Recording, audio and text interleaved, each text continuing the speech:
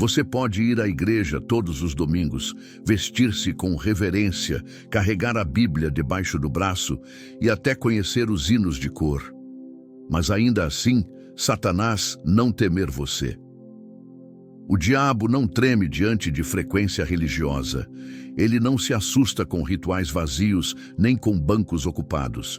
O inferno não entra em desespero porque você esteve num culto, mas ele estremece quando sua casa se torna um altar vivo de adoração, de santidade e de guerra espiritual. É dentro de casa que as fortalezas caem ou se levantam. É no secreto do lar que se decide se você será apenas um espectador da fé ou um verdadeiro soldado de Cristo. O que você faz entre as quatro paredes do seu lar diz mais sobre sua vida espiritual do que qualquer culto público. Por isso, hoje, eu venho te alertar com toda seriedade. Satanás não teme religiosos, ele teme homens e mulheres que vivem o evangelho quando ninguém está olhando. E se você quer saber o que verdadeiramente faz o inferno recuar, ouça com atenção cada palavra que está prestes a ser dita. Porque talvez o maior campo de batalha da sua fé seja exatamente onde você mora. Há uma geração inteira se escondendo atrás de bancos de igreja, como se a frequência dominical fosse um salvo-conduto espiritual. Muitos confundem presença física com presença de Deus e acabam vivendo uma vida de aparência, mas vazia, de essência. O engano mais perigoso não é o pecado escancarado, é a religião sem transformação. É o culto assistido sem arrependimento. É a Bíblia aberta na estante, mas fechada no coração. E é exatamente nesse lugar que o inimigo se sente confortável. Porque Satanás não teme quem se acostumou a ouvir sermões. Ele teme quem se permite ser quebrado por eles. Jesus olhou para os fariseus e disse: Ai de vós, escribas e fariseus, hipócritas, pois sois semelhantes a sepulcros caiados, que por fora se mostram belos, mas interiormente estão cheios de ossos de mortos e de toda imundícia. Mateus 23, 27.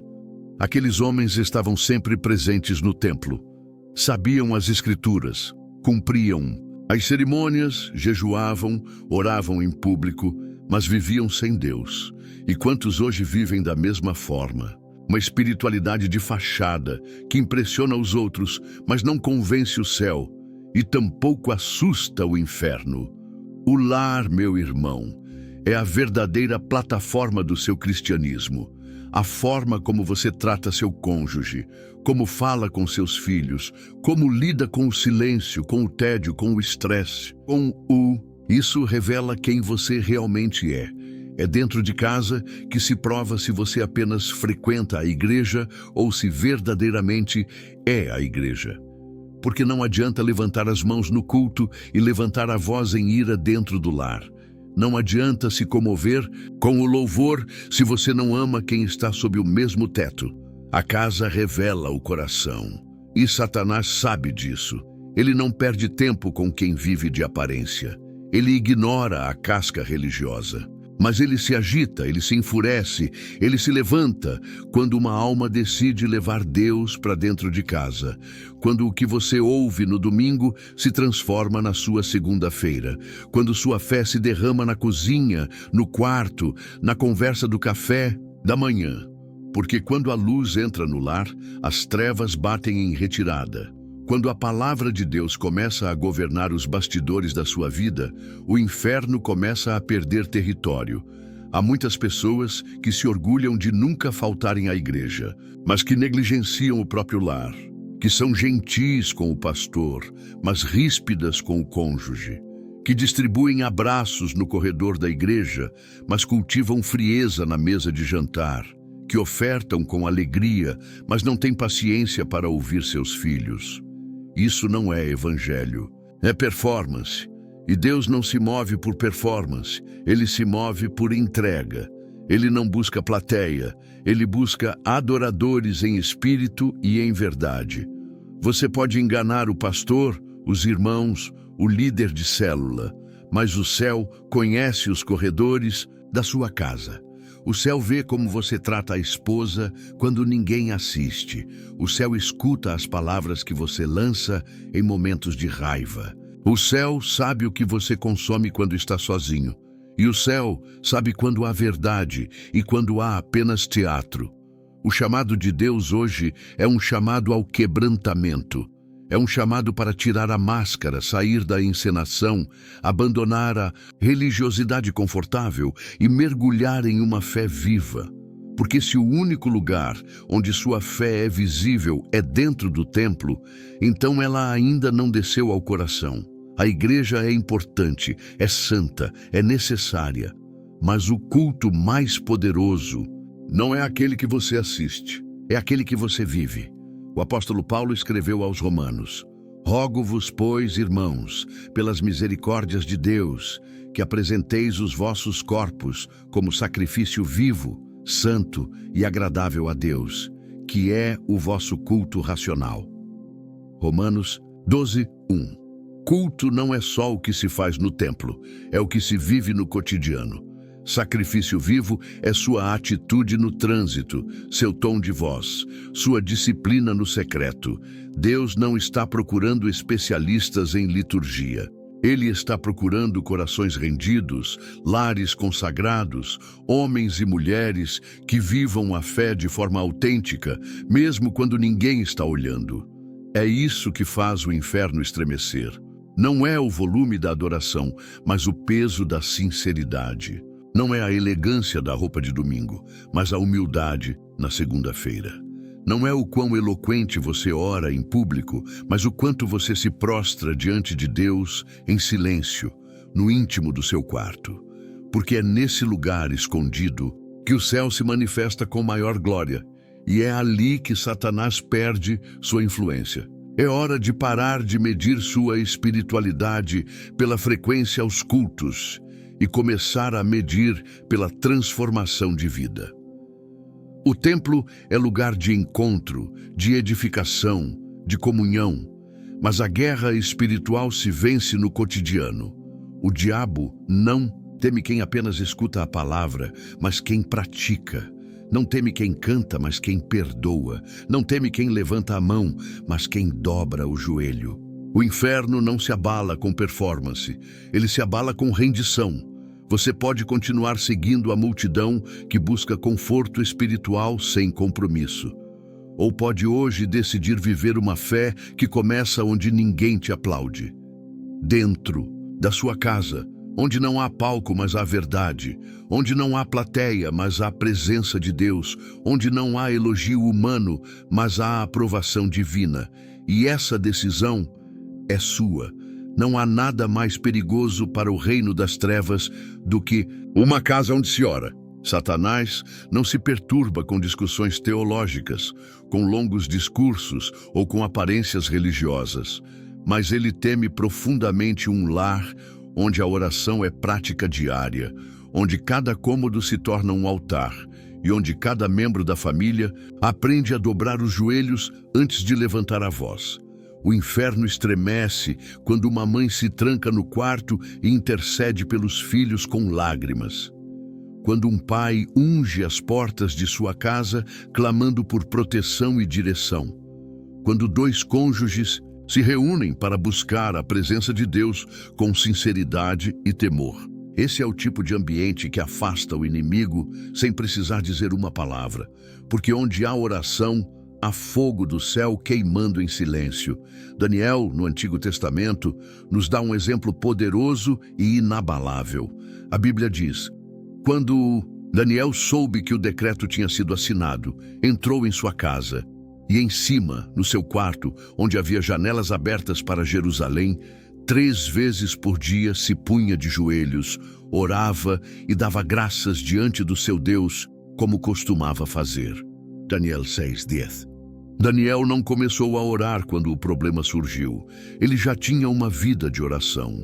Sua casa era uma casa de guerra espiritual, de comunhão, de constância. E o que nos impressiona nesse relato é que Daniel não precisou responder aos seus inimigos com palavras. Ele apenas orou e o céu respondeu. Você não precisa de um microfone para fazer o inferno tremer. Você precisa de um coração sincero diante de Deus, um lar consagrado em oração, um espírito que insiste em clamar, mesmo quando tudo à volta diz que não vale a pena. O diabo teme o som da oração, não porque ela seja barulhenta, mas porque ela é uma arma invisível que rompe cadeias espirituais.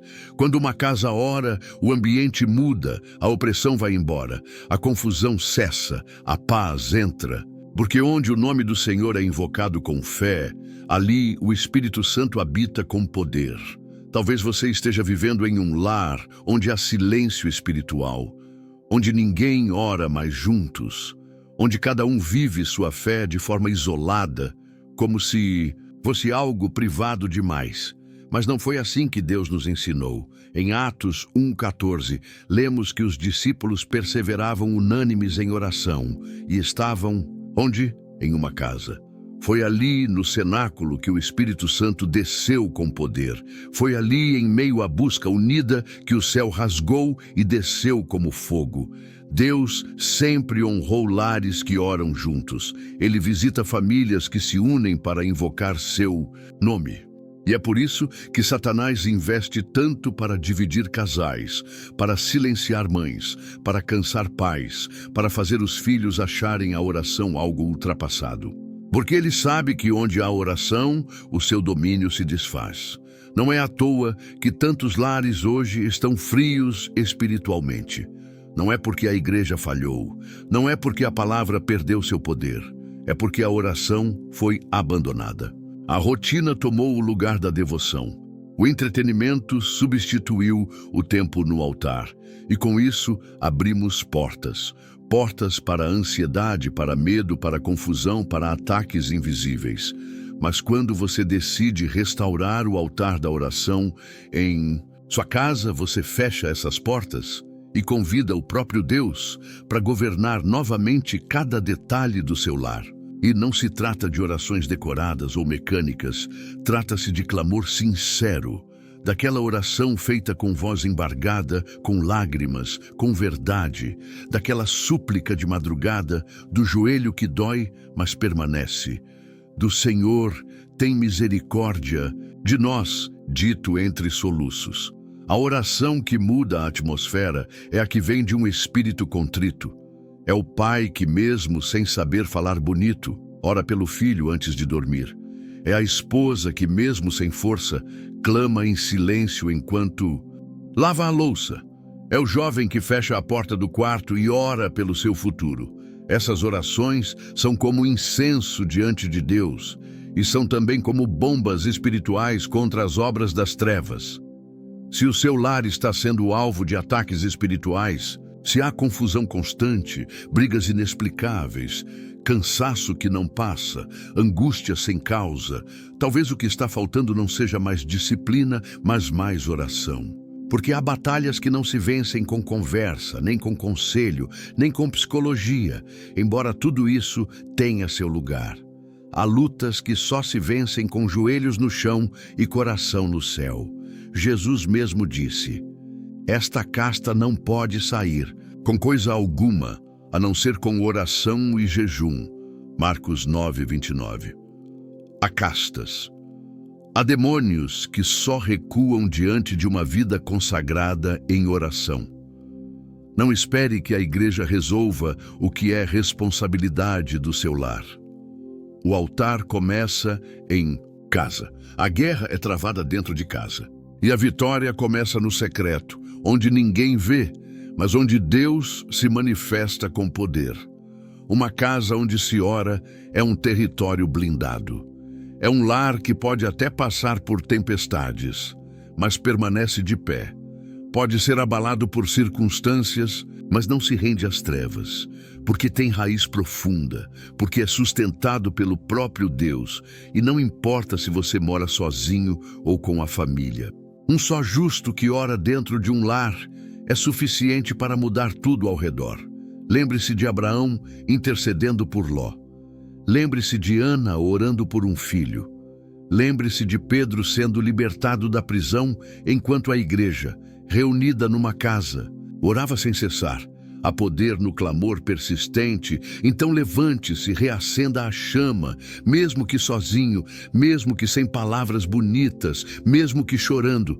Comece a orar na sua casa e você verá o que o céu pode fazer quando encontra um coração quebrantado e um lar disposto a se tornar altar. Porque Satanás pode zombar de rituais, mas ele não suporta uma família que ora. A Bíblia não foi escrita para ocupar espaço em estantes, nem para servir de ornamento na sala de estar. Ela é viva, é ativa, é espada de dois gumes e, quando aberta com reverência dentro de casa, ela transforma ambientes, confronta pecados ocultos e revela caminhos de libertação. Satanás não teme o livro fechado. Ele teme a palavra lida com fome, meditada com humildade e aplicada com fé. É por isso que ele faz de tudo para manter a Bíblia ignorada, para tirar o tempo, para gerar distrações, para fazer com que até os crentes sinceros digam: depois eu leio. Porque o diabo sabe que quando a palavra entra de verdade num lar, o reinado dele acaba ali. O salmista declarou: lâmpada para os meus pés é a tua palavra e luz para o meu caminho. Salmo 119, 105. E que é uma lâmpada senão o que guia no escuro. Muitos lares estão em trevas não por falta de religiosidade, mas por falta de direção. E direção só se encontra quando se abre a Bíblia não apenas com os olhos, mas com o coração. A palavra de Deus é o único manual que revela os pensamentos mais profundos de Deus e os caminhos mais seguros para quem deseja andar em santidade. Um lar sem a Bíblia é um navio sem bússola. Está à deriva, mesmo que tudo por fora pareça normal. Josué, ao liderar o povo para a terra prometida, fez uma declaração que ecoa até hoje com autoridade e desafio. Eu e a minha casa serviremos ao Senhor. Josué 24:15. Ele não disse: vamos frequentar o templo ou vamos praticar a tradição. Ele disse: serviremos, e o serviço a Deus começa pela obediência à sua palavra. Era uma decisão que envolvia toda a casa, toda a rotina, toda a vida. E a base desse serviço era o conhecimento contínuo da vontade de Deus, revelada nas Escrituras. Hoje, em muitos lares cristãos, há Bíblias em vários cômodos, mas nenhuma no coração. O inimigo não se preocupa com o número de exemplares da Bíblia na casa. Ele se incomoda quando alguém a lê com reverência e a vive com integridade. A Bíblia foi escrita para moldar o caráter do homem, para corrigir os erros, para dar sabedoria prática, para revelar o coração de Deus. Quando ela se torna o centro da vida familiar, ela fecha as portas para a confusão, o engano, a carnalidade e o pecado. A palavra de Deus é escudo contra as setas do inimigo, é espada para o combate, é pão para alimentar a alma cansada, é água que limpa, é fogo que queima as impurezas, é martelo que despedaça resistências, e o lar que a sustenta como pilar jamais será destruído, mesmo que as tempestades venham. O diabo pode até tentar, mas não consegue permanecer onde a verdade é proclamada dia após dia. É preciso entender: a prática da palavra vai além da leitura ocasional. É ouvir com atenção, meditar com profundidade, aplicar com sinceridade. É quando pais e filhos conversam à mesa sobre o que Deus falou. É quando casais decidem juntos perdoar, porque a Bíblia os exorta a fazê-lo. É quando decisões são tomadas com base no que Deus diz e não no que o mundo grita. Um lar que vive a palavra não se dobra aos padrões do sistema, não se rende às pressões da cultura, porque tem raízes em algo eterno e imutável. Satanás trabalha incansavelmente para desacreditar a Bíblia.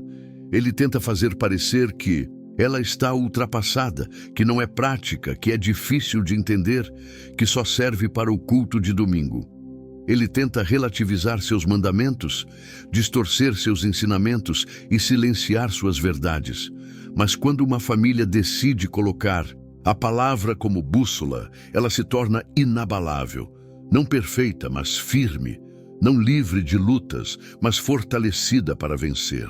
Imagine um lar onde, ao acordar, a palavra é lida antes das redes sociais, onde filhos aprendem versículos com os pais, não apenas na escola bíblica, onde o conselho dado numa crise conjugal é buscado nas escrituras e não em programas de televisão, onde a Bíblia está aberta na sala, não como decoração, mas como fonte constante de orientação.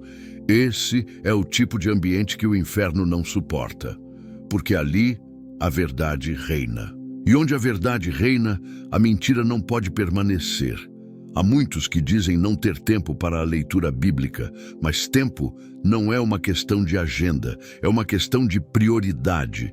O que é prioridade se encaixa, o que não é, sempre terá desculpa. Se você não alimenta sua fé com a palavra, você está alimentando sua alma com outra coisa, e tudo o que não vem da verdade enfraquece. Nenhum crente forte espiritualmente se formou longe das Escrituras. Nenhuma família sólida espiritualmente se construiu sem esse alicerce. A palavra é a fundação, e sem fundação, tudo desaba. Você precisa hoje olhar para dentro do seu lar e responder: a Bíblia está sendo vivida aqui?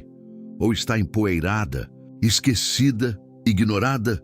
Você precisa decidir se ela será a autoridade final da sua casa ou se continuará sendo apenas uma lembrança de tradições passadas. Porque a palavra de Deus é viva, mas ela só opera onde é honrada. Não basta conhecer versículos, é preciso permitir que cada versículo te conheça, que penetre na tua alma, que confronte os teus hábitos, que molde os teus valores, que transforme as tuas escolhas. E quando isso acontece, o lar se torna forte, não porque é perfeito, mas porque é guiado pelo autor da vida. Satanás não teme crentes que apenas conhecem a Bíblia, ele teme aqueles que vivem o que ela diz. E se hoje você quiser fechar as portas do seu lar para as trevas, comece abrindo a Bíblia com temor. Faça dela o seu manual de vida, ensine-a aos seus filhos, medite nela dia e noite. Decida hoje que sua casa será conhecida no céu, não por ser grande, bonita ou moderna, mas por ser uma casa firmada na rocha da palavra de Deus. O ambiente onde o perdão é cultivado se torna terreno sagrado. Não porque tudo é perfeito, mas porque ali a graça de Deus tem liberdade para agir. O diabo não precisa de muito para entrar em um lar. Uma mágoa não resolvida, um rancor cultivado em silêncio, uma palavra maldita que nunca foi tratada. Ele se alimenta da divisão, da frieza, da falta de reconciliação. Onde o perdão é negado, o inferno se instala com facilidade. Mas onde há arrependimento sincero, onde um olha nos olhos do outro e diz, me perdoa, o diabo perde o direito de permanecer. A palavra de Deus é clara e direta. Irai-vos e não pequeis. Não se ponha o sol sobre a vossa ira, nem deis lugar ao diabo. Efésios 4, 26, 27. A ira não tratada é como uma porta entreaberta, um convite ao inimigo. Cada dia que você dorme sem resolver uma mágoa, é um dia em que Satanás encontra mais espaço para operar. Não é exagero, é princípio espiritual. A falta de perdão não é apenas um problema emocional, é uma brecha espiritual. Ela aprisiona a alma, endurece o coração e cria um ambiente propício para a destruição. Jesus contou a parábola do credor incompassivo para nos mostrar a gravidade de negar perdão. Um homem perdoado de uma dívida impagável recusa-se a perdoar um valor irrisório que outro lhe devia. Mateus 18, 23, 35. O Senhor, indignado, manda entregá-lo aos verdugos. Por quê? Porque quem foi alcançado pela misericórdia e se recusa a transmiti-la, torna-se refém de sua própria dureza. E muitos lares estão aprisionados assim. Pais que não perdoam filhos, irmãos que não se falam há anos, casais que dividem o teto, mas não o coração. Onde isso permanece, não há paz, apenas fachada e ruína iminente. O perdão é uma arma espiritual poderosa. Ele quebra maldições, ele anula sentenças, ele dissolve laços invisíveis de ódio e, sobretudo, ele fecha a porta para a atuação demoníaca. Porque onde há perdão, há liberdade. Onde há perdão, há restauração. Onde há perdão, o Espírito Santo habita com alegria. Não existe lar que não enfrente falhas, ofensas, mal-entendidos. Mas existe lar que escolhe perdoar, mesmo quando seria mais fácil guardar ressentimento. E essa escolha salva vidas. Talvez o maior campo de batalha da sua vida não esteja lá fora, mas dentro da sua casa. Talvez você carregue no peito palavras ditas por alguém que você ama e que ainda hoje te ferem como lâminas afiadas. Talvez você esteja convivendo com o silêncio de alguém que deveria estar ao seu lado, mas decidiu se afastar emocionalmente. E o tempo vai passando, e a ferida vai se aprofundando, e Satanás vai ganhando espaço. Mas você precisa entender, o perdão não é sentimento, é decisão, é ato de obediência, é resposta ao que Cristo fez por você. Você não perdoa porque a pessoa merece. Você perdoa porque você foi perdoado. Porque Jesus carregou seus pecados, suas vergonhas, suas dívidas. Porque Ele olhou para você com compaixão quando tudo em você gritava culpa. E se você não transmitir isso aos outros, a própria graça que recebeu começa a se perder na indiferença. Lares inteiros são restaurados quando alguém decide dar o primeiro passo e dizer: chega de muros, chega de silêncio, eu te perdoo.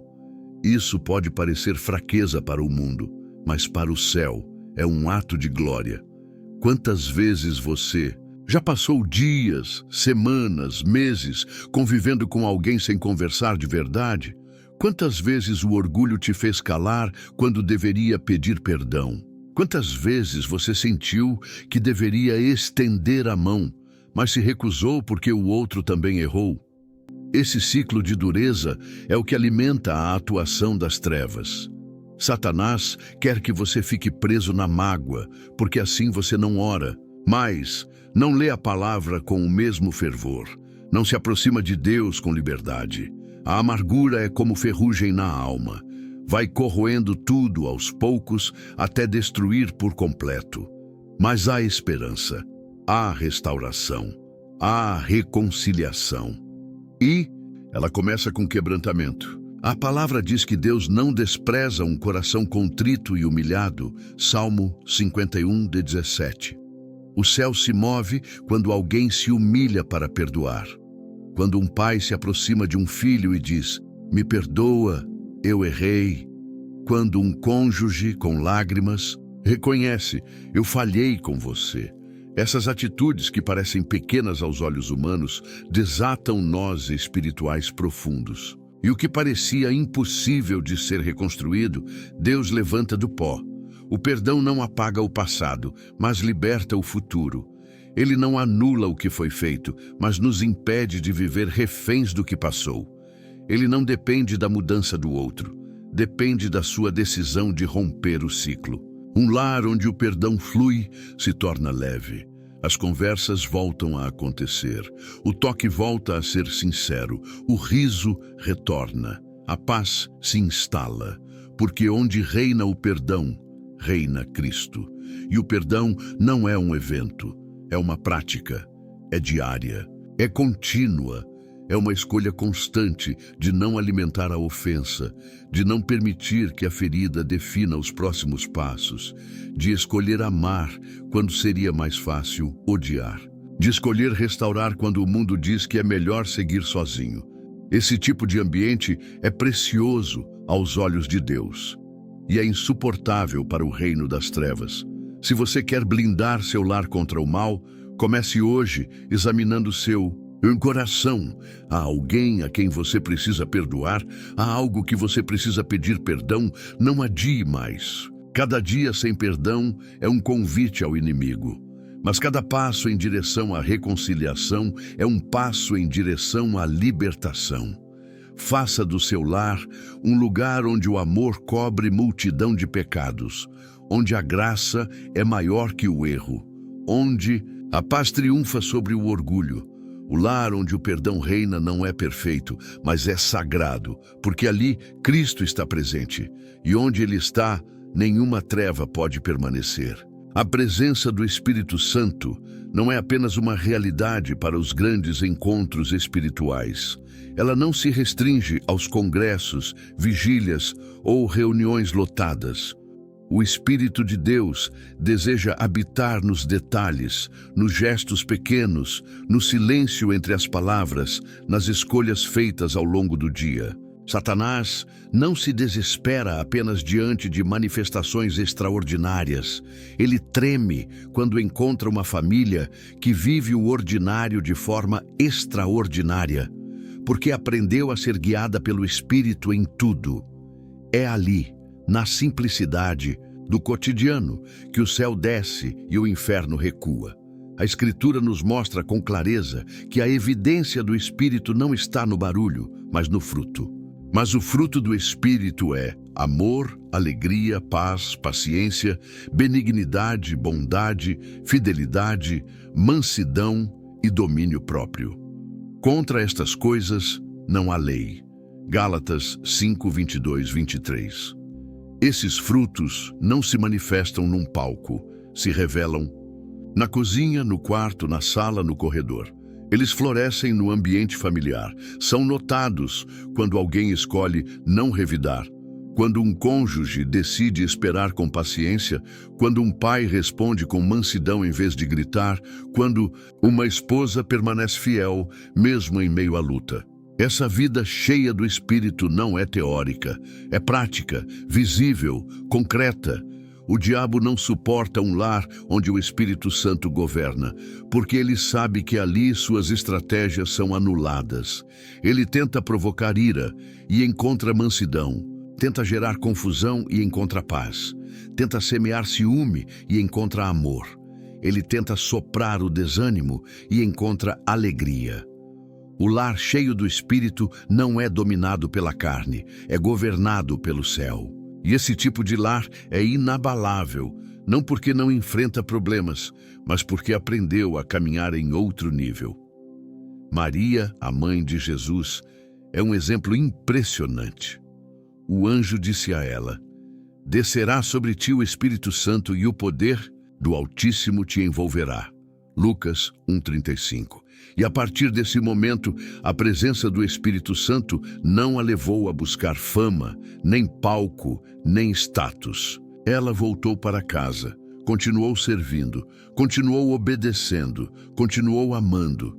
Foi ali, na rotina, que ela carregou o Salvador do mundo.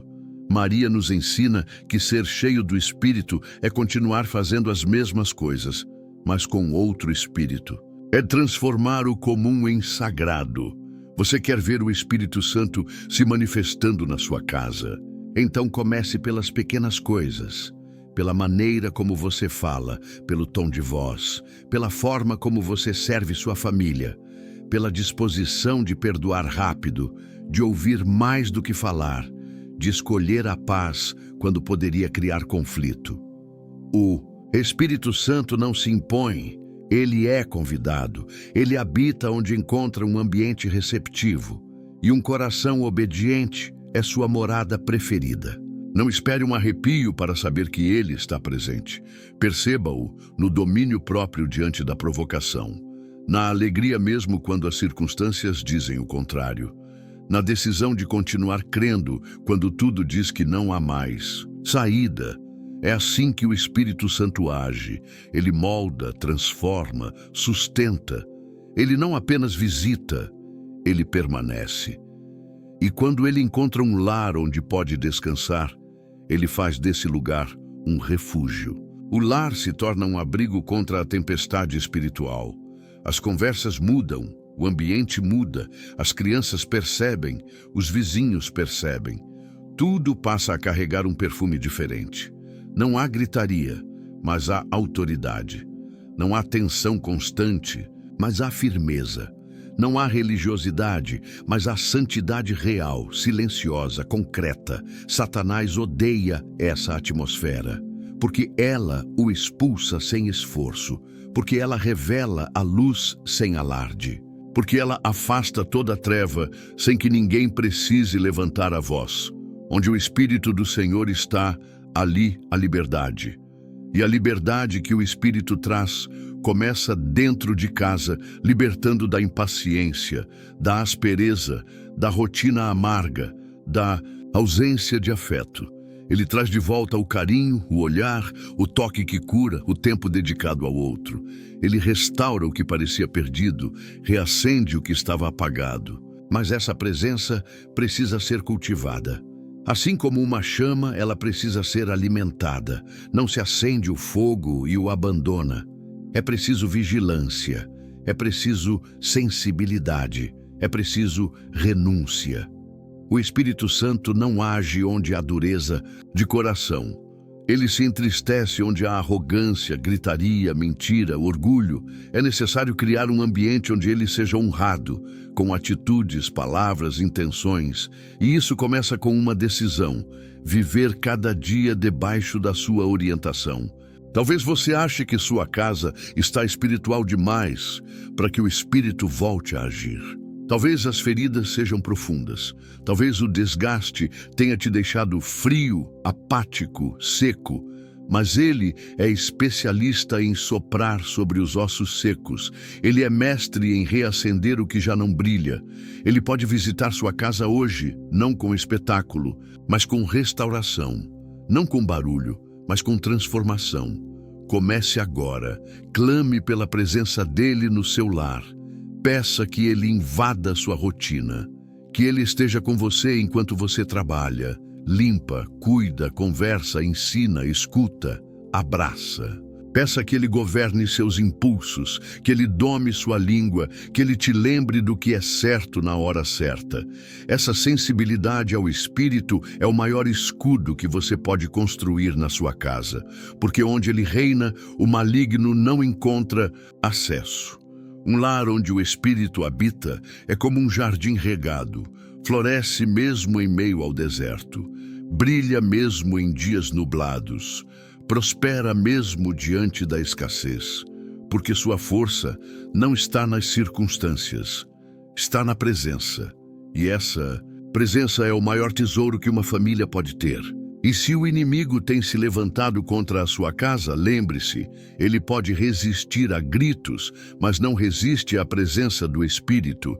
Ele pode suportar discursos, mas não suporta frutos. Ele pode zombar de rituais, mas teme uma vida verdadeiramente guiada pelo Espírito de Deus. Faça do seu lar um altar de comunhão com o Espírito Santo. E você verá o que significa viver com o céu habitando dentro de casa. Satanás não teme um cântico bonito. Ele não recua diante de melodias bem compostas, mas ele treme, ele odeia, ele foge de uma adoração que nasce no secreto, que brota do coração, que sobe ao céu mesmo quando tudo à volta diz que não. Há razão para louvar. Quando um lar decide adorar a Deus, não apenas com palavras, mas com a vida, com o ambiente, com o espírito quebrantado e com a alma rendida, o inferno perde poder naquele território. Porque a adoração verdadeira é mais do que música, é um testemunho vivo de que Deus reina naquele lugar. Atos 16 nos mostra o que acontece quando o louvor é liberado em meio às trevas. Paulo e Silas estavam na prisão.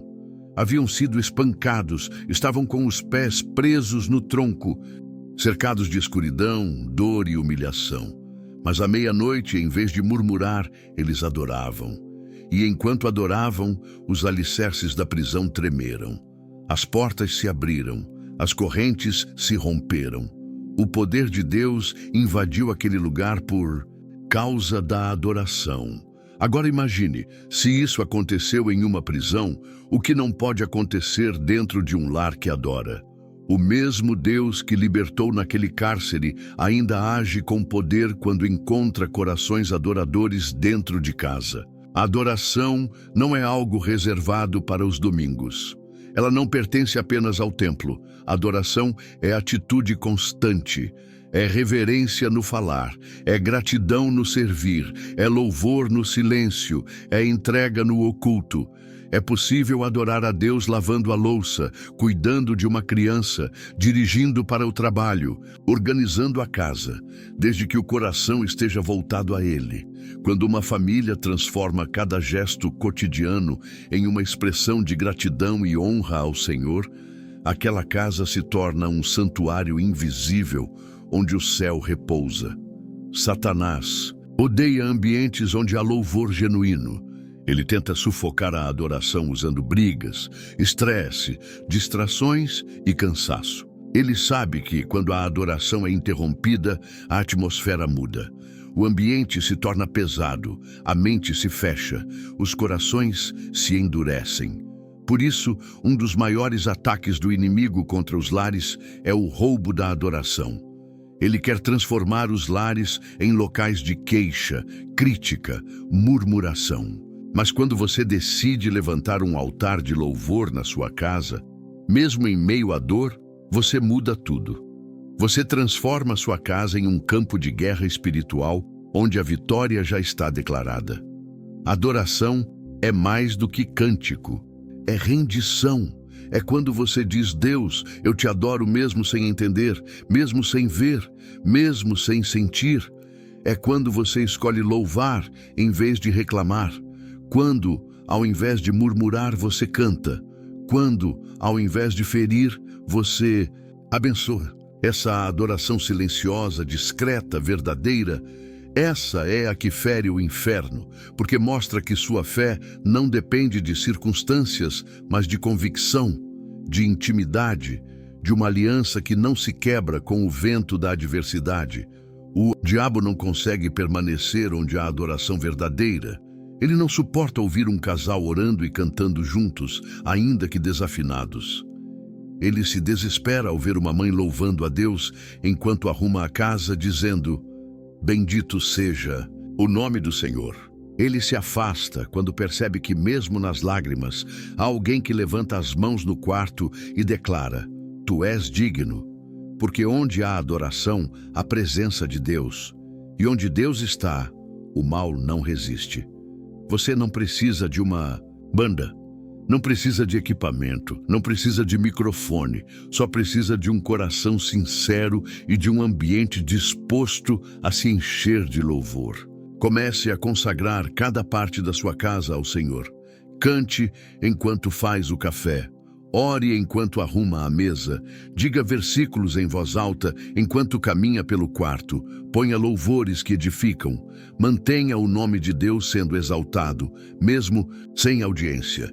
Porque o maior público da adoração é o próprio Deus. E Ele não despreza um coração rendido. Talvez você esteja enfrentando lutas dentro do seu lar. Confusão, angústia, clima pesado.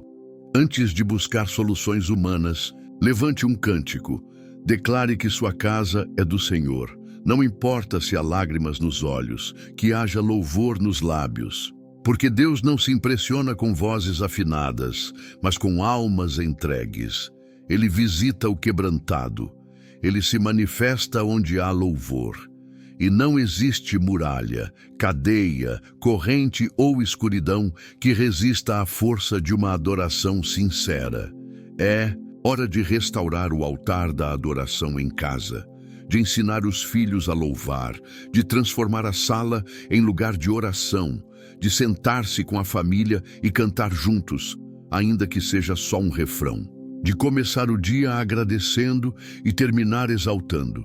Quando a adoração se torna parte da rotina, o lar se enche de luz. E onde há luz, as trevas não prevalecem. Deus procura adoradores, não apenas em templos, mas em lares.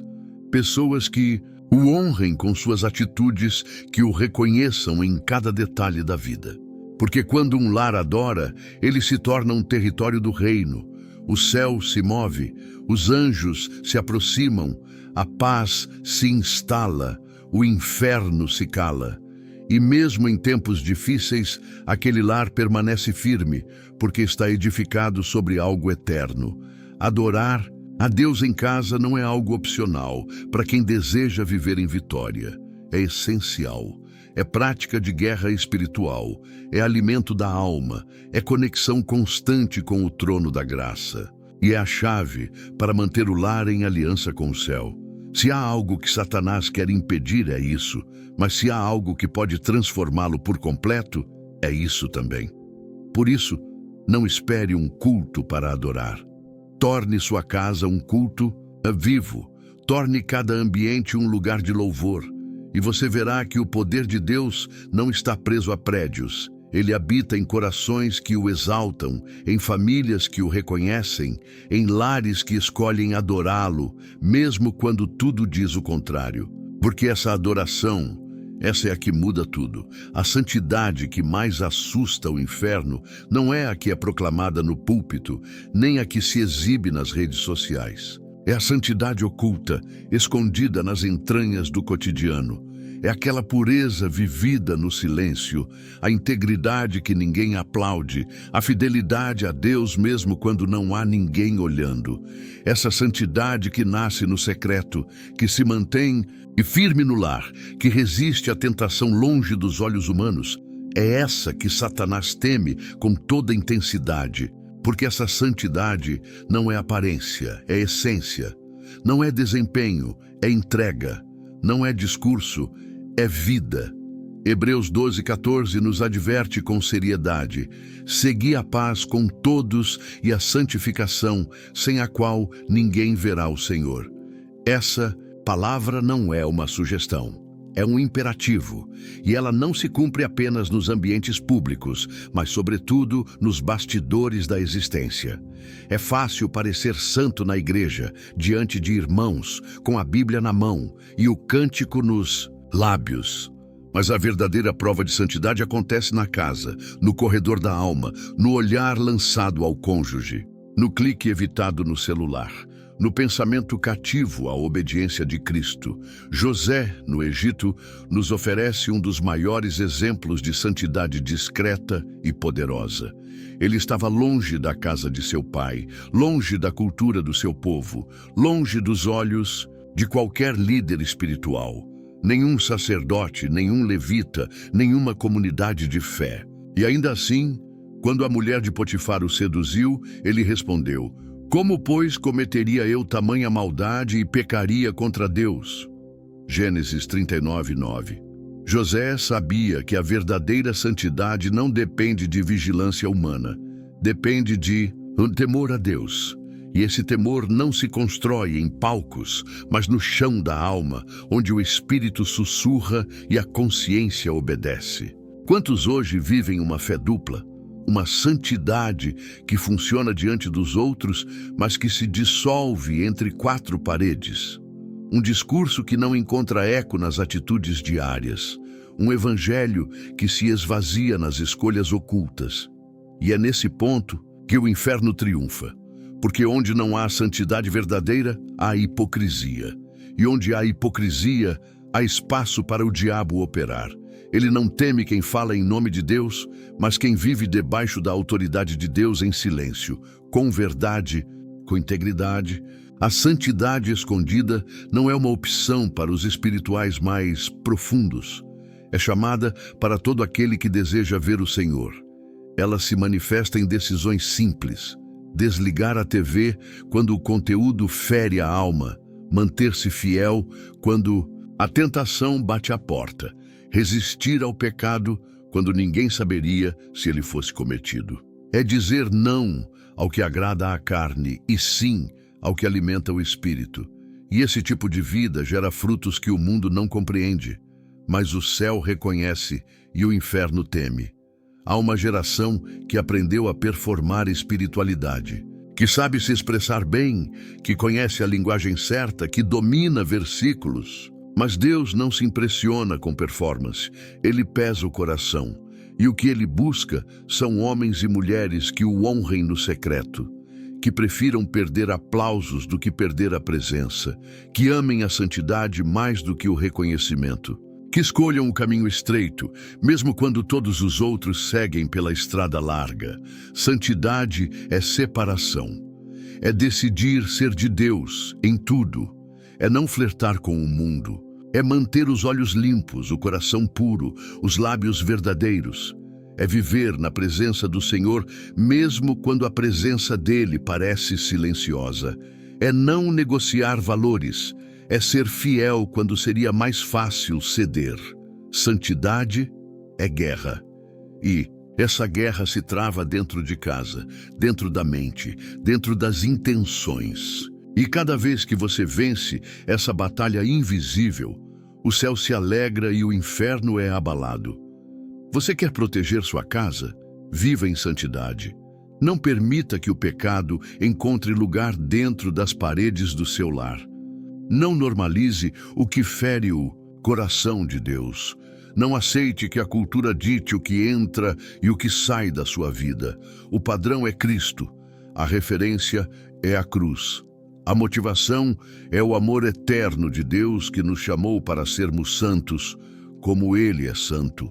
E essa santidade precisa florescer no seu lar, na forma como você trata, fala, pensa, decide, reage. O diabo observa a consistência da sua vida espiritual. Ele sabe distinguir quem tem aparência e quem tem raiz. Ele respeita quem vive o que prega, quem ora e obedece, quem chora e se levanta, quem erra e se arrepende de verdade. A santidade não é perfeição sem falhas. É pureza de propósito. É uma disposição de andar com Deus acima de tudo. É se levantar depois da queda e seguir mais firme, mais vigilante, mais dependente.